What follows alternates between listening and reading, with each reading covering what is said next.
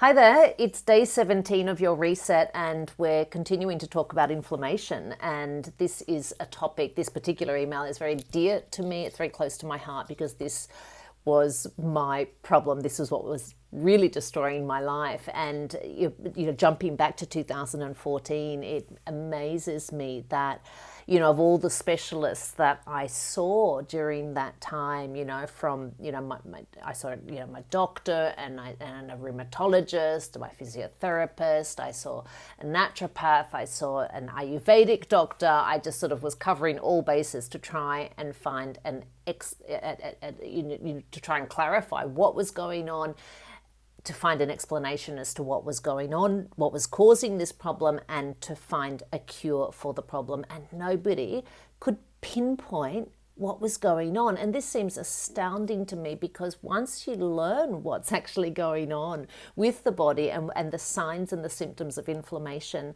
then everything changes. Once we have that knowledge, then knowledge is power. Once we have that knowledge, then we can start to address it in natural ways. Just in case you've come across this video and you don't know what I'm talking about, this is part of my Detox and Reset program, the Paleo Reset 31. You'll find a link in the video notes below. So just click on that, jump over to my website, and you'll find the page there which explains everything about the program.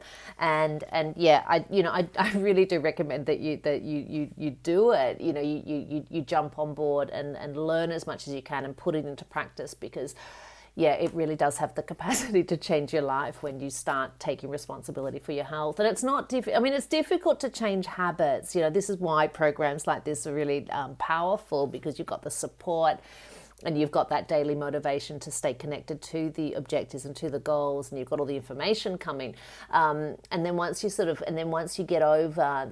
cross the bridge from changing habits into that place where the new is normal, it is all just streamlined.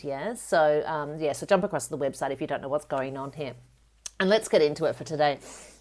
So the signs and symptoms of chronic systemic inflammation. So my body, right? So going back to 2014, my body was providing me with the signs and symptoms of chronic systemic inflammation for years, right? For decades. But I didn't know how to read them. And this is the problem with everyone, right? If I'd known 25 years beforehand what I know now, I would have been able to change my diet and lifestyle before my immune system had started producing autoantibodies, right? Now, fortunately, I caught the situation in time and was able to reverse it, right? And avoid autoimmune disease and reclaim my good health. Now, my wish for you, right, especially if you're suffering from chronic inflammation, is that you put the brakes on now and set the wheels in motion for long-term health and vitality, right? And having said that, if your health situation has already progressed to the point where you've been diagnosed with an autoimmune disease or a chronic health situation, by implementing these recommendations, you can still put the brakes on and you can still reverse much of your illness, okay? This is all about optimizing our health. So obviously the results that you're going to see depend on where you're starting from, but wherever you're starting from, you will see the positive results, okay? Because we're tapping into our DNA and we're optimizing our DNA, and we're doing everything that we can to reduce the substances, right? To reduce the stimulus that's causing the inflammation.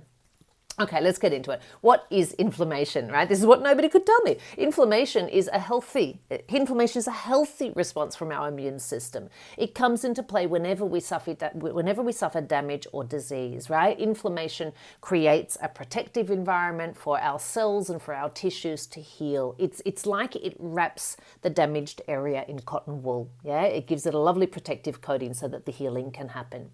Now, acute inflammation is an immediate short-term response to a sudden event, right? Such as when the ankle swells after you've sprained it, right? Now, acute inflammation decreases rapidly once the healing has occurred.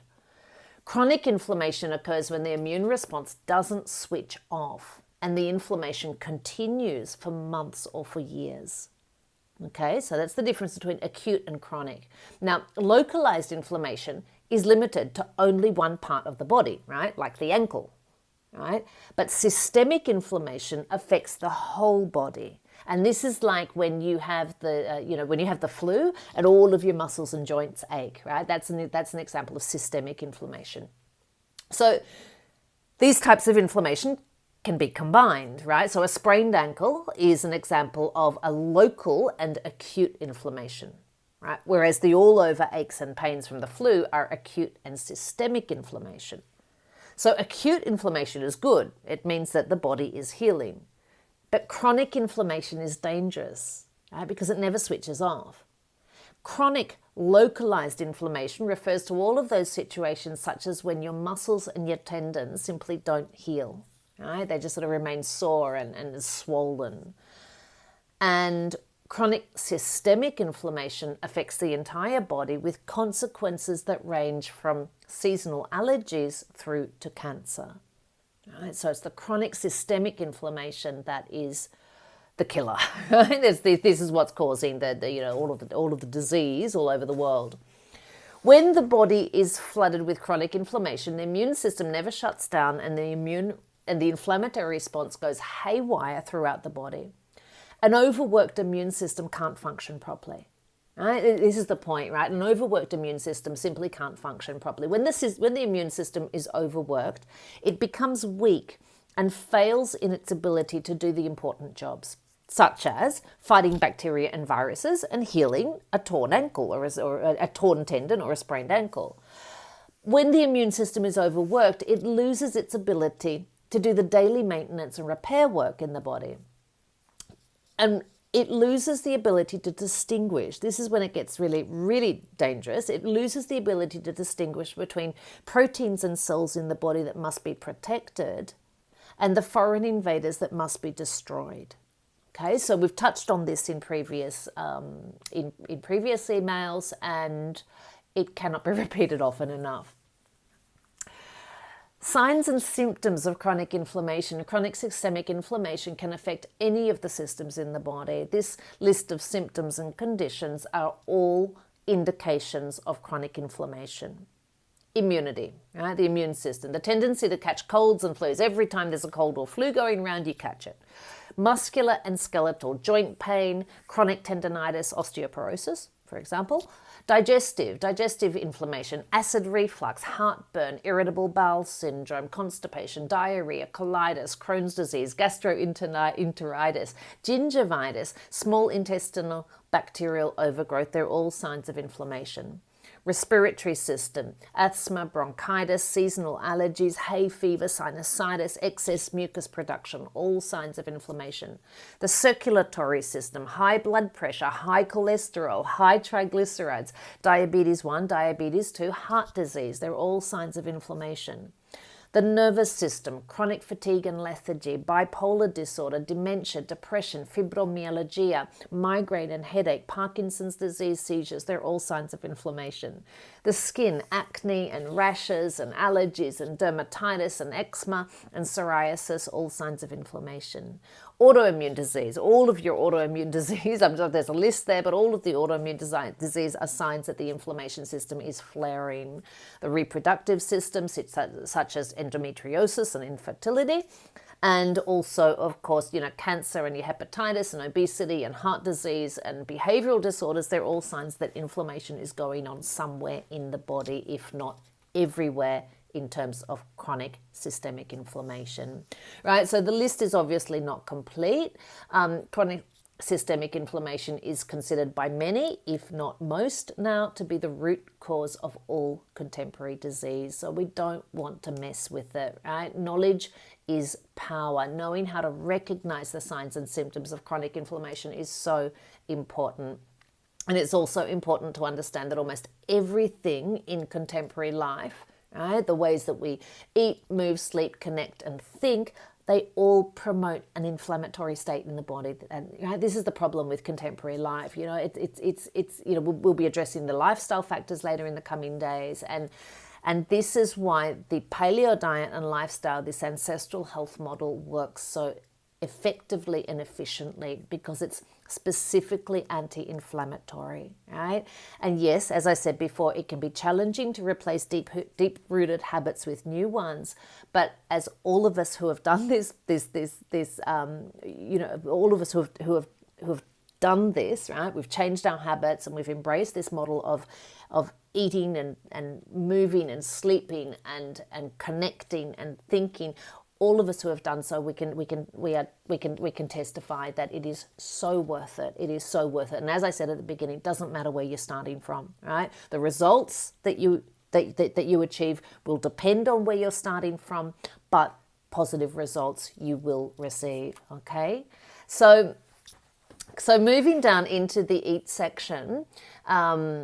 For today, there's just a little section here on, essentially the best way that you can reduce inflammation is to eliminate from your life anything all of the food that has labels and that's packaged and that's wrapped in plastic, right? If you have to read the ingredient list on something, it basically means that it's not fresh, right? So one of the simplest and easiest ways to reduce inflammation is to buy fresh food rather than pre-packaged food, right? Fresh food is alive. Fresh food deteriorates quickly, right? And this is natural. Pre-packaged food, on the other hand, is made in order to last weeks or months or years on supermarket shelves. And this means that they've done something to it.